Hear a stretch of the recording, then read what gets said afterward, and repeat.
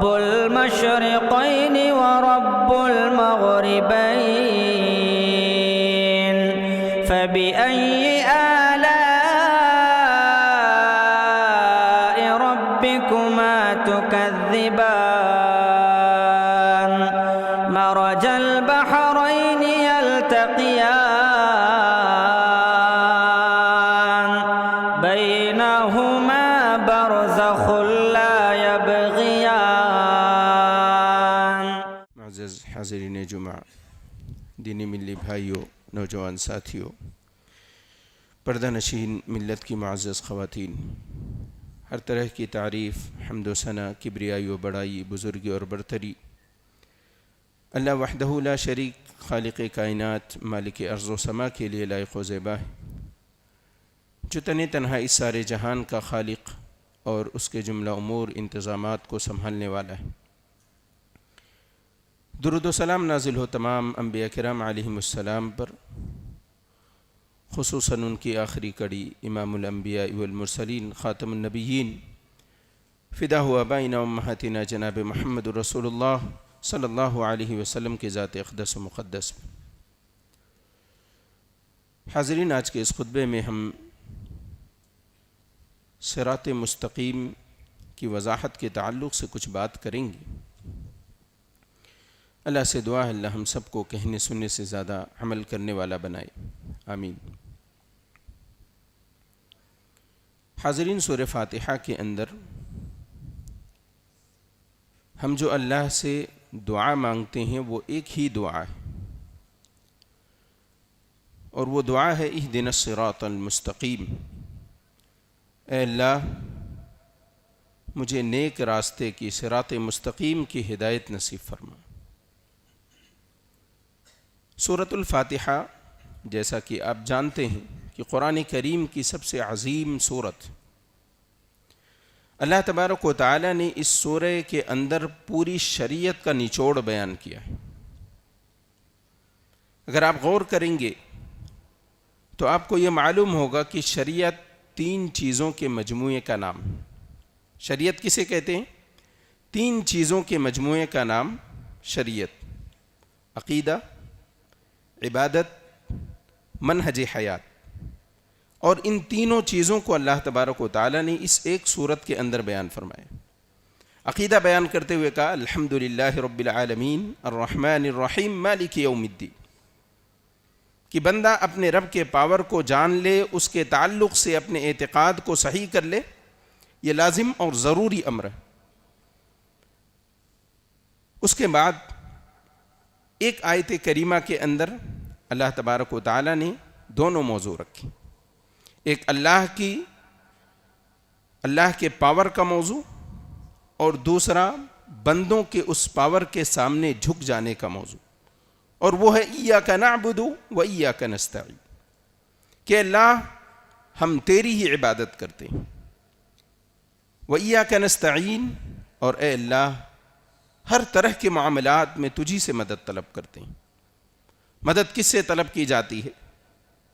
جس کے پاور کو ہم جانتے ہیں، جس کے تعلق سے ہمارا اعتقاد ہو، جس کے تعلق سے ہمارا یقین ہو کہ اس ذات کے بعد کوئی اور ذات نہیں بچتی، کہ جو ہمارے مصیبتوں کے وقت، جو ہمارے تکالیف کے وقت، جو ہماری پریشانیوں کے وقت، جو ہمارا غم دور کر سکتا ہے، وہ ذات اللہ کی ہے۔ لہذا تمام طرح کی مصیبتوں میں ہم صرف اور صرف اللہ کو پکارتے ہیں۔ یہ عبادت۔ عقیدہ پہلے 3 آیتوں کے اندر، چوتھی آیت میں اللہ تبارک و تعالی نے مجھے اور آپ کو عبادت کا سلیقہ سکھا دیا کہ عبادتیں، تمام طرح کی عبادتیں صرف اسی کے لیے ہونی چاہیے۔ پھر منہج حیات سکھایا۔ منہج حیات سے مراد لائف اسٹائل، زندگی گزارنے کا جو طریقہ اللہ رب العالمین نے مجھے اور آپ کو عطا کیا ہے، وہ آگے کی آیتوں میں اہدنا الصراط المستقیم، اے اللہ یہ زندگی اس وقت ہی خوشگوار ہو سکتی ہے جب ہمارا طریق حیات، ہمارا منہج حیات صراط مستقیم پر چل رہا ہو۔ اگر صراط مستقیم سے بھٹک گئے تو صرف آخرت نہیں، دنیا بھی تباہ ہو جائے گی۔ دنیا کے اندر بھی نہ جانے کن کن دروں کے، نہ جانے کن کن آستانوں کے چکر لگائیں گے آپ، اگر آپ کے پاس صراط مستقیم نہیں۔ تو صراط مستقیم یہ زندگی گزارنے کا ایک اکیلا منہج اور طریقہ ہے۔ اور آپ جانتے ہیں کہ نماز کا یہ رکن ہے، جب تک کسی رکعت کے اندر اس سورت کریمہ کی تلاوت نہیں ہوتی ہے تب تک وہ رکعت اللہ رب العالمین کے ہاں قابل عدد اور قابل شمار نہیں ہوتی۔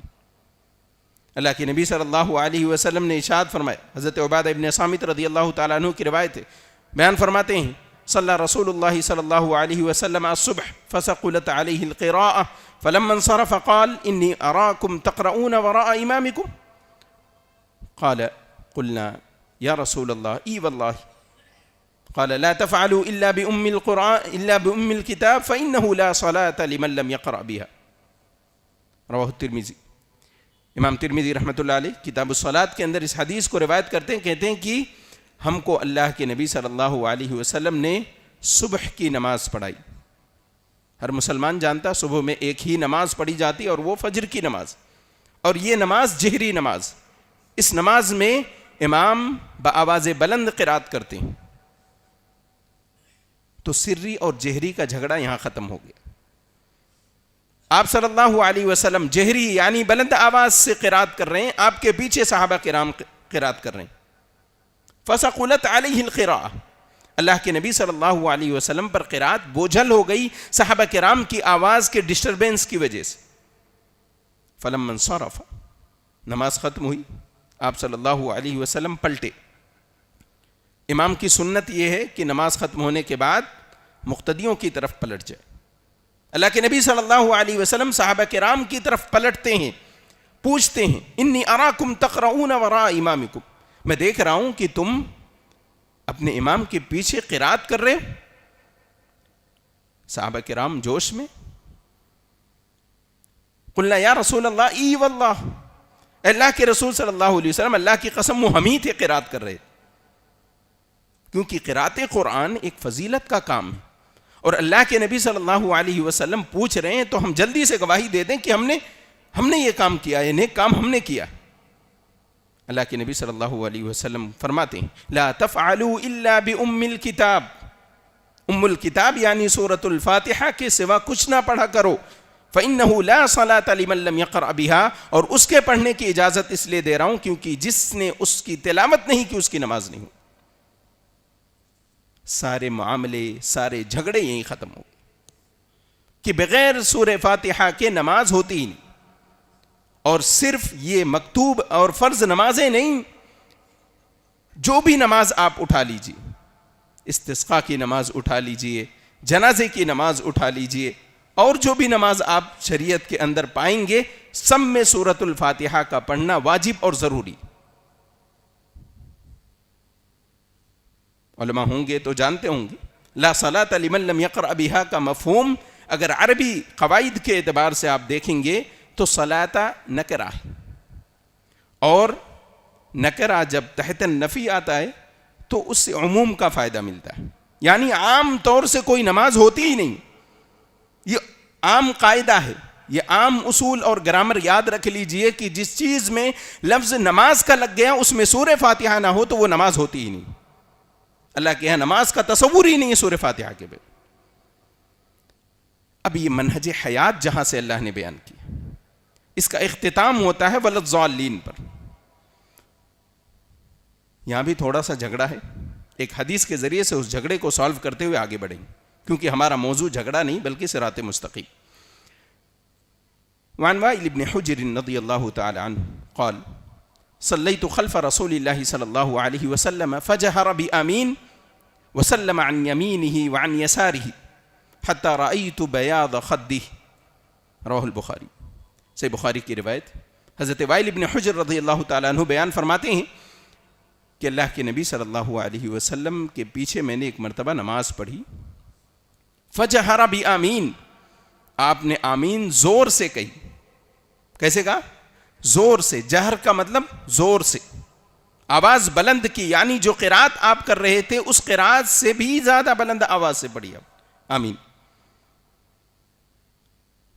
میں نے دیکھا کہ اللہ کے نبی صلی اللہ علیہ وسلم جب سلام پھیر رہے ہیں تو داہنے طرف بھی پھیر رہے ہیں، بائیں طرف بھی پھیر رہے ہیں، اور میں نے دیکھا کہ سلام پھیرتے وقت آپ صلی اللہ علیہ وسلم کے گالوں کی سفیدی پیچھے سے نظر آتی، یعنی صرف ایسے ایسے نہیں کرتے، یعنی مکمل طور سے سلام پھیرتے ہیں کہ آپ کے گال مقتدیوں کی طرف ہو جاتے ہیں اور مقتدی آپ کے گال کو دیکھ سک رہے ہیں۔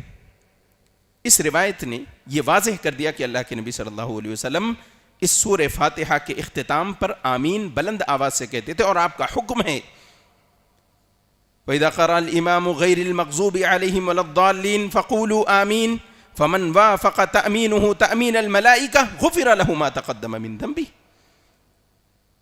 کہ جب امام کے پیچھے تم نماز پڑھ رہے ہو تو تم جب وہ غیر المغضوب علیہم ولا الضالین کہے تو تم اس کے پیچھے آمین کہو، اور جس کی آمین فرشتوں کی آمین سے مل گئی اس کی مغفرت ہو گئی، غفر لہ ما تقدم من ذنبہ، اس کے پچھلے گناہ معاف ہو گئے۔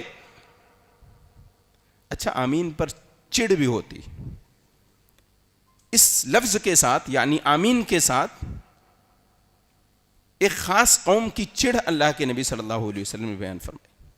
آئیے وہ حدیث پڑھتا ہوں، اس کے بعد آپ کو معلوم پڑ جائے۔ وعن عائشہ رضی اللہ تعالی عنہ قالت قال رسول اللہ صلی اللہ علیہ وسلم ما حسدتکم اليہود على شیء ما حسدتکم على السلام والتأمین، رواہ الترمذی۔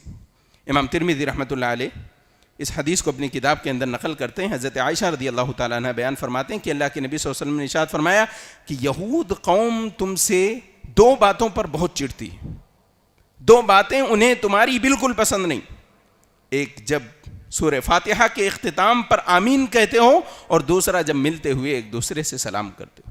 گویا کہ یہ بھی معلوم ہو رہا ہے اس حدیث سے کہ یہ ایسا کام تھا جو صرف مسلمان ہی نہیں، یہود بھی جانتے تھے کہ اس سورہ کریمہ کے اختتام پر آمین کہا جا رہا ہے، اور یہود کے علم میں یہ بات ہونا اس بات کی دلیل ہے کہ آمین زور سے کہی جاتی تھی، ورنہ ان کا اور مسجد سے کیا واسطہ؟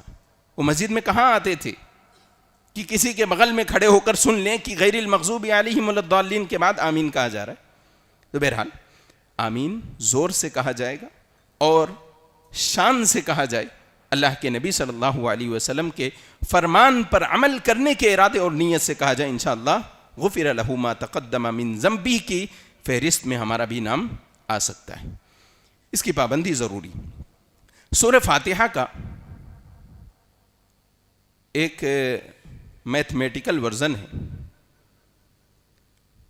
وہ یہ کہ اللہ تبارک و تعالیٰ نے اس سورت کو دو حصوں میں تقسیم کیا۔ خود اللہ نے کہا قسمت الصلاۃ بینی و بین عبدی، میں نے نماز کو، یعنی اسی سورت کو، اللہ نے اس سورت کو، اللہ کے نبی صلی اللہ علیہ وسلم کی حدیث قدسی ہے کہ اللہ تعالیٰ نے اس سورت کو نماز کہا ہے۔ اب سوچئے کہ جو آدمی نماز میں سورہ فاتحہ نہ پڑھ رہا ہو اس کی نماز کا کیا حال ہے۔ قسمت الصلاۃ بینی و بین عبدی، کہ میں نے نماز کو یعنی سورہ فاتحہ کو اپنے اور اپنے بندے کے درمیان تقسیم کر دیا، اور تقسیم برابر کیا ہے۔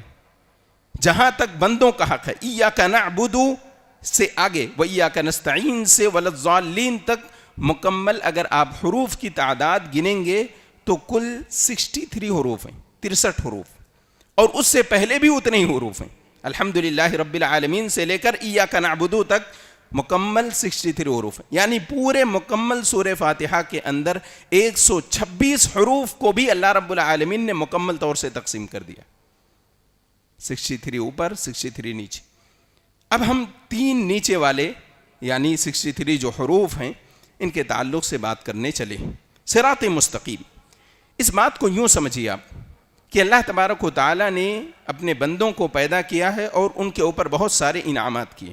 وَإِن تَعُدُّوا نِعْمَةَ اللَّهِ لَا تُحْصُوهَا، اللہ کی نعمتوں کو اگر آپ شمار کریں گے تو اسے شمار نہیں کر سکتے، گن نہیں سکتے۔ اللہ کی بے شمار نعمتیں ہیں بندوں پر، لیکن اگر آپ ان نعمتوں میں نمبر ڈالیں گے کہ سب سے بہترین نعمت کون سی ہے، تو سب سے بہترین نعمت نعمت ہدایت، سب سے بہترین نعمت ہدایت ہے، اور یہ ایسی نعمت ہے کہ جب تک اللہ نہ چاہے کسی کو مل نہیں سکتی، یہاں تک کہ زمین کی سب سے معزز ہستیاں انبیاء کرام کے بھی اختیار میں یہ چیز نہیں رکھی گئی۔ وگرنہ لوط اور نوح علیہم السلام کی بیویاں کافرہ کیوں ہوتی؟ خود اللہ کے نبی صلی اللہ علیہ وسلم کے چہیتے چچا، جنہوں نے ہر مشکل موقع پر نبی صلی اللہ علیہ وسلم کا ساتھ دیا، دنیاوی امور میں نہیں، دنیاوی امور کی بات نہیں کر رہا ہوں میں، دنیاوی امور میں تو بحیثیت کفیل وہ کرنا تھا، کفالت لی تھی انہوں نے، ذمہ داری لی تھی کہ ان کے ساری چیزوں کی ذمہ داری میں لیتا ہوں، لیکن نبوت کے معاملے میں بھی انہوں نے مکمل سپورٹ کیا ہے. لیکن لما حضرہ الموت قال له رسول الله صلى الله عليه وسلم يا عمي قل لا إله إلا الله أشفع لك بها عند الله يوم القيامة. فقال أبو طالب لولا أن تعيرني قريش يقولون إنما حمله على ذلك الجزع لأقررت بها عينك. فكان آخر كلامه أنا على ملة عبد المطلب. اللہ کے نبی صلی اللہ علیہ وسلم چچا کے جاکنی کے عالم میں آپ کے سرہانے پر جا کر بیٹھتے ہیں. چچا جان موت کے آثار دکھ رہے ہیں، کلمہ لا الہ الا اللہ پڑھ لیجئے، زبان سے اس بات کا اقرار کر لیجئے کہ اللہ کے سوا کوئی معبود نہیں اور میں اس کی طرف سے بھیجا گیا رسول ہوں. ابو جہل اور دیگر رؤساء قریش وہاں موجود ہیں. انہوں نے عار دلایا.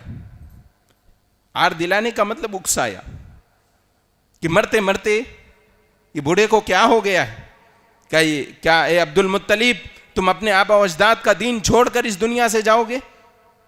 ابو طالب نے کہا لولا ان تعیرنی قریش، اگر قریش کو لوگ مجھے عار نہ دلائیں، شرم نہ دلائیں اس بات کی، انما حملہ علی ذلک الجز، کی بوڑھے کو بڑھاپے نے کمزور کر دیا، اس وجہ سے اس نے یہ کلمہ پڑھ لیا، لاقررت بها عینیک یا ابن عمی، اے میرے بھائی کے، یا ابن اخی، اے میرے بھائی کے بیٹے، اے بھتیجے، اگر قریش کے ان باتوں کا مجھے خوف نہ ہوتا تو یہ ایک کام بھی تیری خوشی کے واسطے کر دیتا، لیکن مجھے ان کا عار پسند نہیں. تو آپشن دو تھے، عار یا نار. انہوں نے عار کو چھوڑنا نہیں چاہا کہ بھئی لوگ مجھے شرم دلائیں، مجھے یہ برداشت نہیں، اور انہوں نے نار کو چوز کیا. اور صحیح حدیث کے مطابق وہ اہل جہنم میں ہوں گے. ان کی ساری قربانیاں اشاعت اسلام کے راستے میں رکاوٹوں پر نبی صلی اللہ علیہ وسلم کا ساتھ دینا سب کچھ ہے، لیکن اللہ کے نبی صلی اللہ علیہ وسلم جب کلمہ پڑھا رہے ہیں، کلمہ نہیں پڑھ سکے. اللہ کے نبی صلی اللہ علیہ وسلم غمگین ہوئے. آپ نے کہا کہ جب تک مجھے منع نہیں کیا جاتا میں اپنے چچا کے لیے استغفار کرتا رہوں گا. آیت نازل ہوتی ہے انک لا تہدی من احببت ولکن اللہ یہدی من یشاء. اے نبی آپ جسے چاہیں اسے ہدایت نہیں دے سکتے، اللہ جسے چاہے اسے ہدایت دیتا.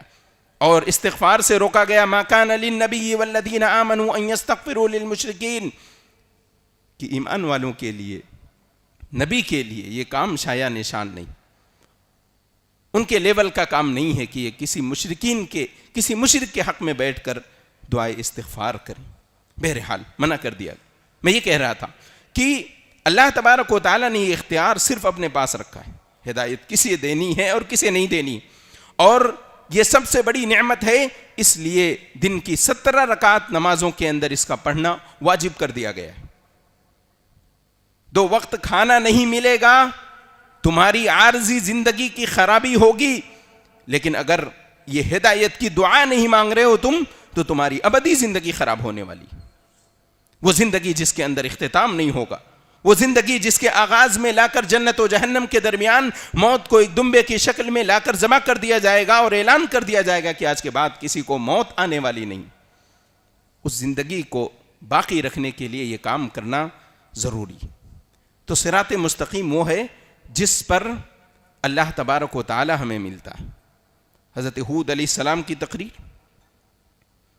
وَإِلَىٰ عَادٍ أَخَاهُمْ هُودًا قَالَ يَا قَوْمِ اعْبُدُوا اللَّهَ مَا لَكُم مِّنْ إِلَٰهٍ غَيْرُهُ إِنْ أَنْتُمْ إِلَّا مُفْتَرُونَ وَيَا قَوْمِ لَا أَسْأَلُكُمْ عَلَيْهِ أَجْرًا إِنْ أَجْرِيَ إِلَّا عَلَى الَّذِي فَطَرَنِي أَفَلَا تَعْقِلُونَ وَيَا قَوْمِ اسْتَغْفِرُوا رَبَّكُمْ ثُمَّ تُوبُوا إِلَيْهِ يُرْسِلِ السَّمَاءَ عَلَيْكُمْ مِدْرَارًا وَيَزِدْكُمْ قُوَّةً إِلَىٰ قُوَّتِكُمْ وَلَا تَتَوَلَّوْا مُجْرِمِينَ قَالُوا يَا هُودُ مَا جِئْتَنَا بِبَيِّنَةٍ وَمَا نَحْنُ بِتَارِكِي آلِهَتِنَا عَنْ قَوْلِكَ وَمَا نَحْنُ لَكَ بِمُؤْمِنِينَ إِن نَّقُولُ إِلَّا اعْتَرَاكَ بَعْضُ آلِهَتِنَا بِسُوءٍ قال انی اشہد اللہ واشہد انی بریء مما تشرکون من دونہ فکیدونی جمیعا ثم لا تنظرون انی توکلت علی اللہ ربی وربکم ما من دابۃ الا هو آخذ بناصیتها ان ربی علی صراط مستقیم.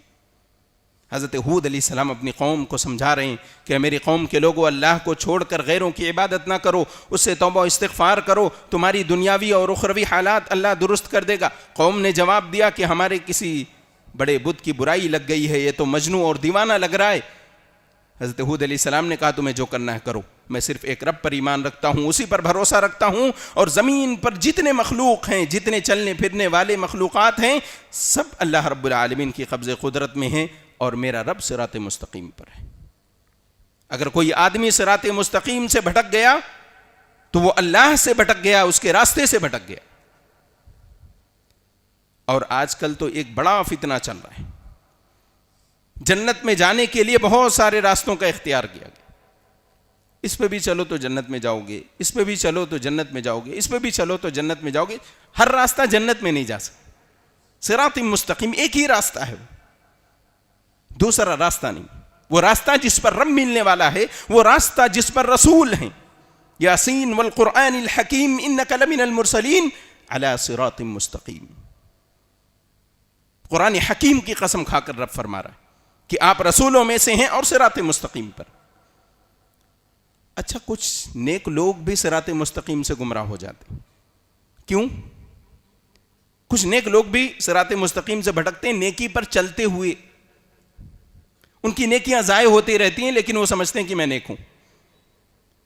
اور ان میں سب سے بڑا فتنہ ریاکاری، عبادتوں کا غرور ہے نا. کوئی آدمی اگر غلطی سے نمازی ہے پھر دوسروں کو جینے نہیں دیتا، ہر جگہ کھڑے ہو کر وہی ٹاپک پہ بات کرے تاکہ چار لوگ سنیں تو جان جائیں کہ بھئی فلاں صاحب نے آج فجر کی نماز باجماعت ادا کی ہے. اور کچھ ایسے فتنہ پرور لوگ ہیں جو عبادتوں کے غرور میں اپنے پڑوسیوں کو تکلیفیں پہنچا رہے ہیں. ارے میں تو نمازی ہوں، جنت میری نہیں. میرے بھائی، بہت سارے معاملات. تو میں یہ بتا رہا تھا کہ نیکیاں ہونے کے باوجود آدمی گمراہ کیسے ہوتا ہے، کیونکہ شیطان بھی اسی راستے پر ہے.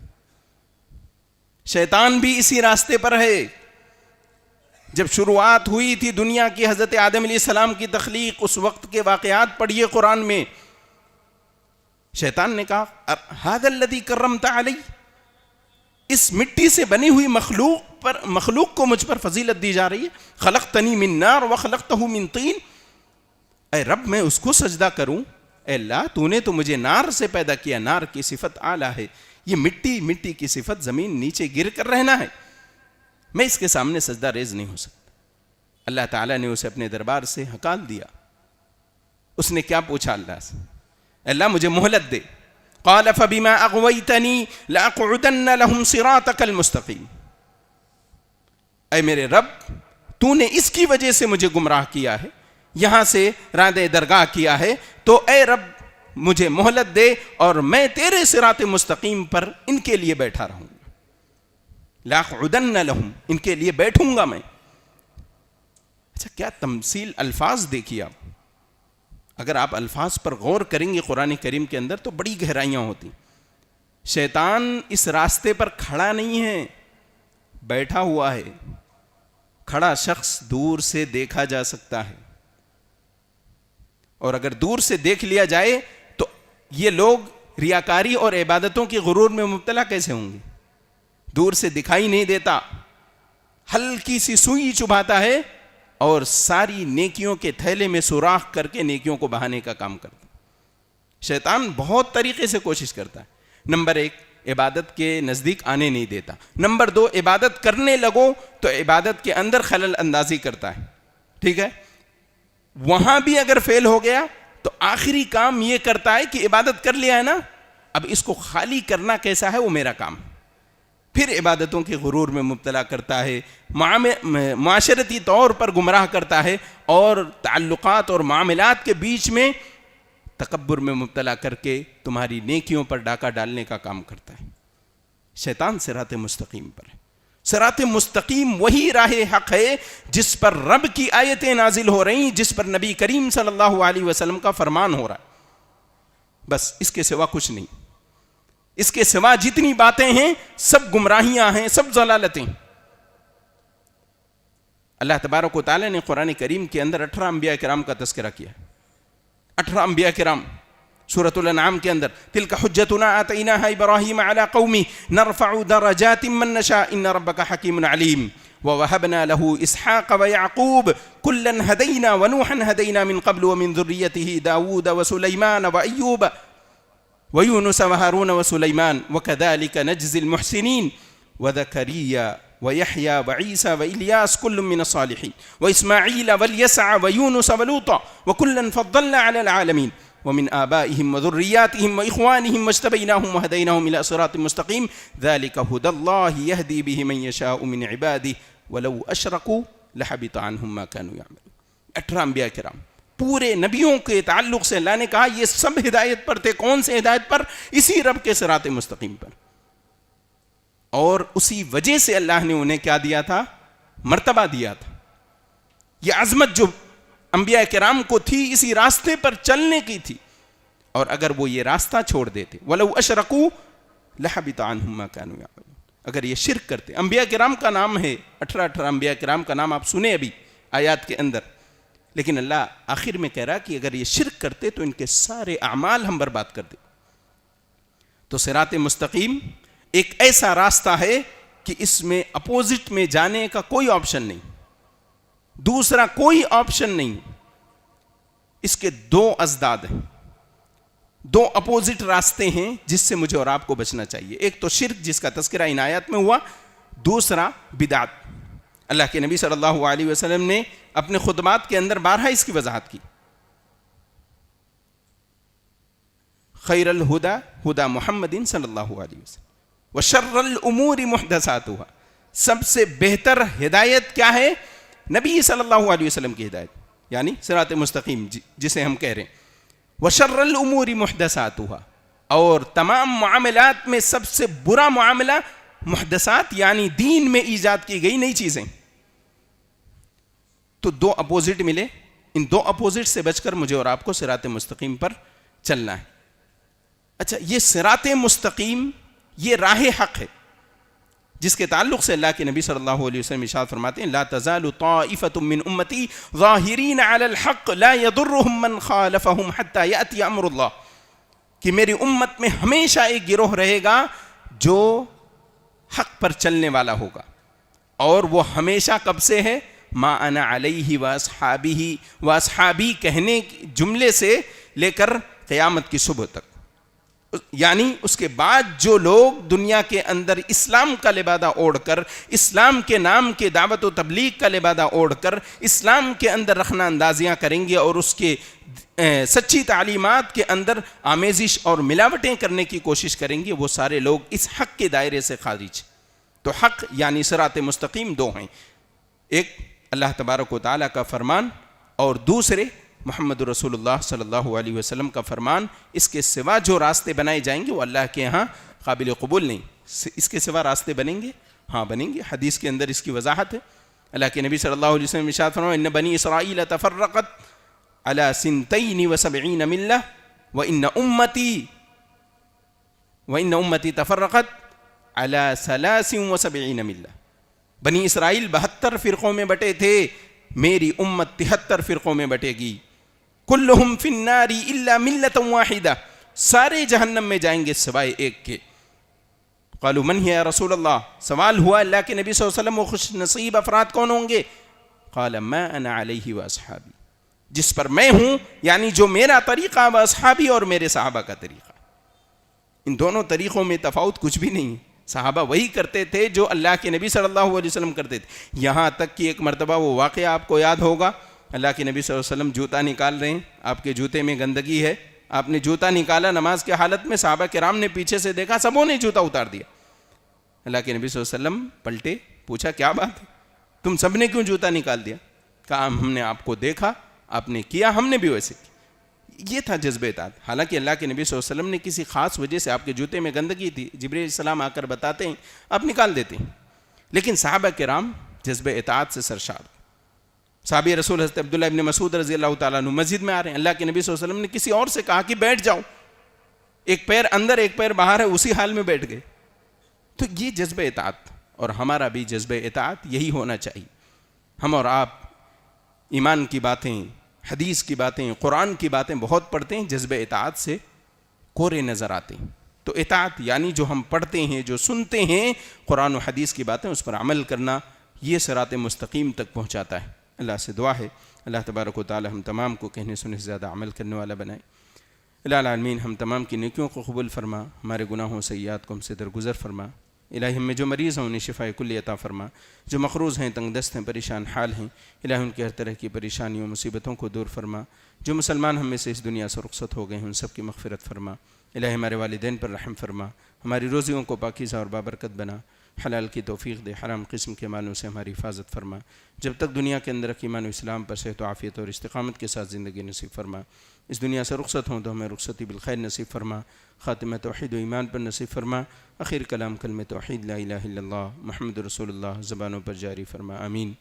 اقول قولی هذا استغفر الله لي ولكم ولسائر المسلمين فاستغفروه انه الغفور الرحيم. بارك الله لنا ولكم في القرآن العظيم ونفعني وإياكم بالآيات والذكر الحكيم. انه تعالى جواد كريم ملك بر رؤوف رحيم.